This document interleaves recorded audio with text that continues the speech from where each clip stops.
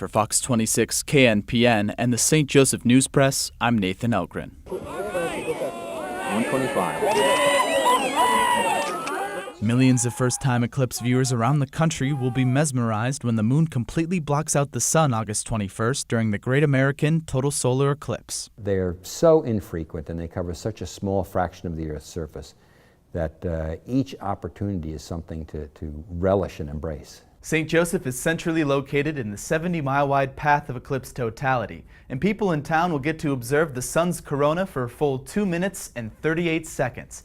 The last total solar eclipse visible from Missouri occurred in 1869, and people wanting to see the rare astronomical event this summer have to watch it from a point in the moon's shadow.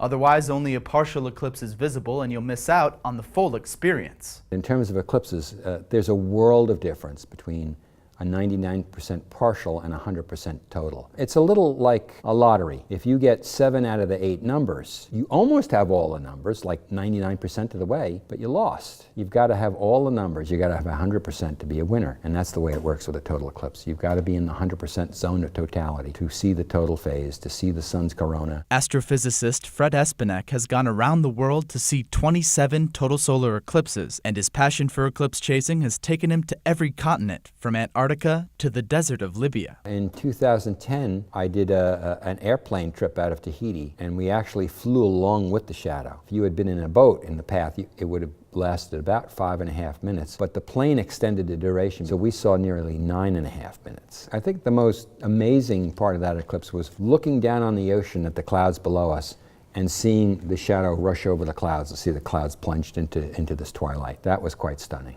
Kansas City astronomer Jackie Beischer has seen 9 total solar eclipses and invited us to her home to learn more about her eclipse trips. Beischer said each total eclipse is a unique, visceral experience, and she became hooked after observing her first one in Hawaii in 1991. The sun fuels the wind.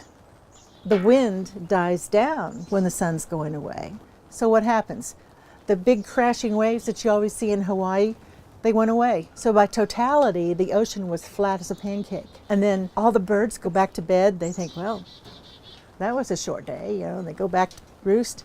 And the night creatures come out. Then you start hearing the crickets and the tree frogs. So there's a lot of things going on. It's a lot to take in. Eclipse experts like Beischer and Espenek bring professional telescopes and lenses to capture each eclipse event, but recommend first-time viewers focus on experiencing totality instead of filming it. My first word of advice is not to try to take any pictures, because you'll end up buried in trying to solve your photo issues and you'll miss the eclipse. So if you really need to take a photo, you really have to consider doing something very simple, like just using your cell phone, just to hold it up and take a couple of snaps of the sun, maybe with a tree or something in the foreground to anchor it so it's got some context to it. Espenek said he takes off all the solar filters on his cameras and removes his solar eclipse glasses moments before the total phase begins, because viewing the sun's corona during totality is just as safe as looking at the full moon. But before that period of safe viewing arrives, the partial eclipse still has direct sunlight,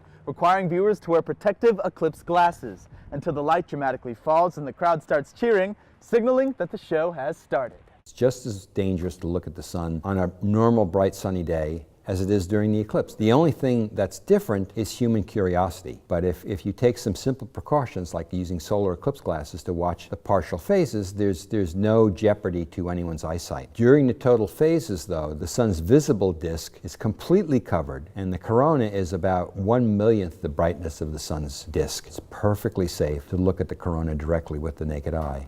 And in fact, if you try to look at the corona wearing your eclipse glasses, you will see absolutely nothing. It'll be totally black and you'll miss the show. Beischer said she can't wait to share the Great American Total Solar Eclipse with fellow club members, close friends, and family who will see it for the first time. And she's seen countless newbies react to the eerie midday twilight. It was like, oh, thank you for putting this trip together.